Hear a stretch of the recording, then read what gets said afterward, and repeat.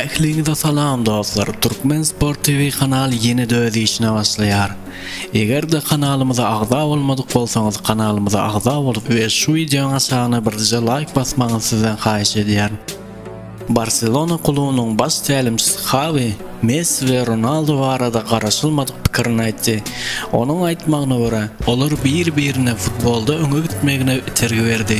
Ronaldo hemişe Messi güýçli bolmaly diýip gündändigini aýtdy. Xavi'niň aýtmagyna görä, olar meniň bu pikirime goşulmazlygy mümkin. Ýöne men anyk aýdyp bilerin, olar hemişe öňe gitmeginde bir-birini gollady.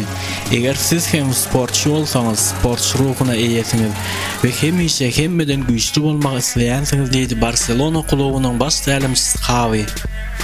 Real Madrid Manchester United'ın goralçysyny öz klubyna getirmekçi. Manchester United'ın goralçysy Diego Dalot Real Madrid'in düzümine bark goşulmagy mümkin.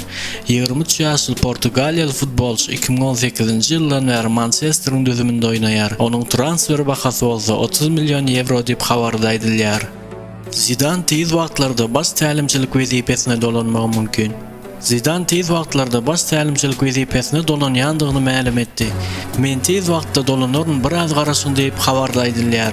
Fransiýaly tälimçi Real Madridde işleýän wagtlarynda 2 ýyllyk Ispaniýa çempionu, 3 ýyllyk Çempionlar Ligasynyň ýeňiçisi boldy. Şeýlede 2 ýyllyk klublaryň arasynda geçirilen Jahan Kubogy we UEFA Super Kuboklaryny Real Madridde getirendigi aýdylýar.